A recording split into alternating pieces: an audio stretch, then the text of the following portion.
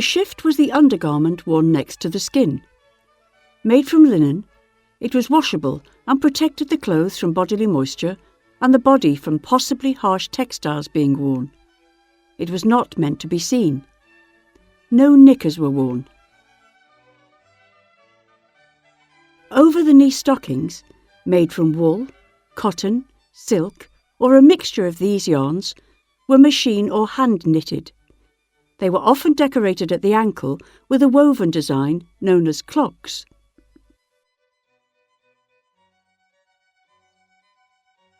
Ribbon garters were tied just above the knee. However, for walking or dancing, the garters were often tied below the knee and the stocking rolled down over them to secure everything in place. The dicky petticoat is a knee-length white linen petticoat worn for warmth and modesty.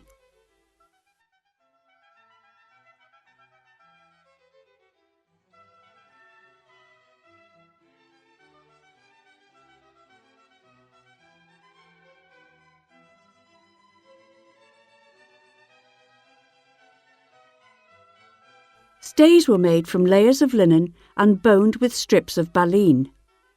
Some were left plain and others faced with decorative silk fabric.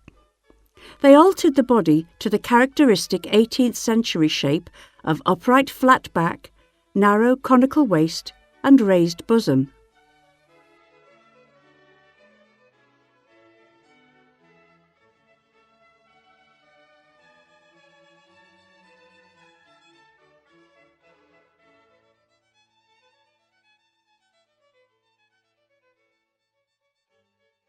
Pocket bags were worn at the hips and carried around the waist on a linen cord. Side openings in the skirts allowed access to them. They were made from plain or decorated fabric, embroidered, or, as in this example, made from a patchwork of pieced fabrics. It was possible to lose your pockets, however, if the ties came undone. Lucy Lockett lost her pocket, Kitty Fisher found it. Not a penny was there in it, only a ribbon round it.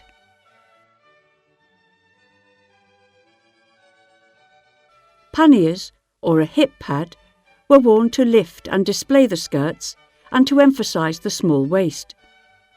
The hip pad was a large roll tapering at the ends and tied around the waist.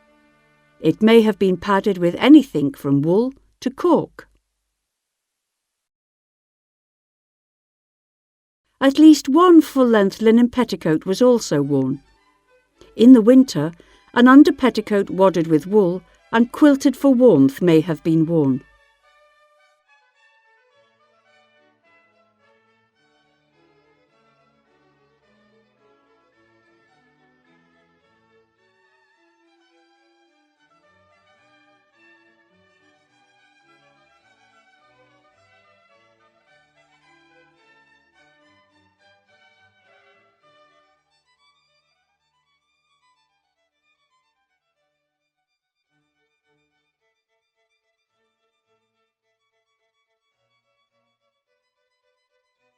During the day, a linen or silk kerchief, or fichu, was worn over the bosom for warmth, modesty, and to protect from the sun. It could be worn tucked into the gown or worn over the shoulders, and sometimes it was crossed over the chest and tied at the back. The stomacher was a decorative panel of fabric that filled the centre front bodice of a gown. It could have been stiffened or just lined, and had 3 pairs of linen tabs at the side to help pin it to the stays beneath. Stomachers could be highly decorated and worn with many different gowns or made of matching fabric.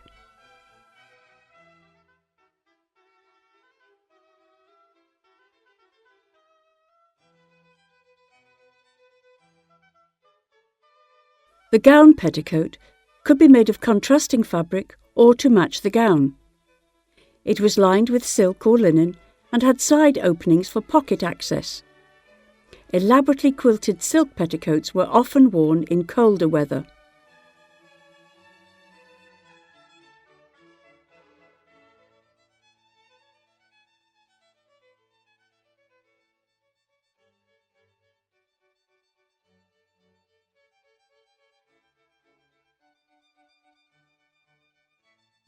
The gown is pinned into place down the side front of the stomacher with straight pins.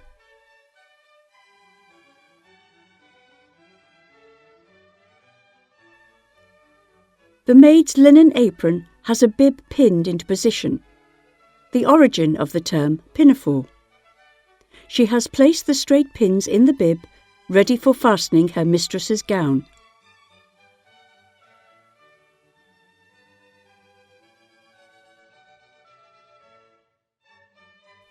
Ribbons beneath the gown skirts are tied together to raise the skirts into a polonaise puff.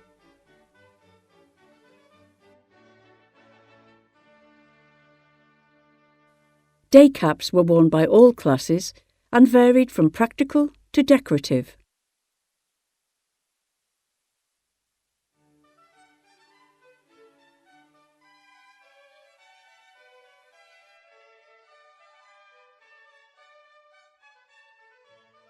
Finally, a delicate silk or embroidered muslin apron is added, which serves no purpose but to indicate the fine status of the individual wearing it.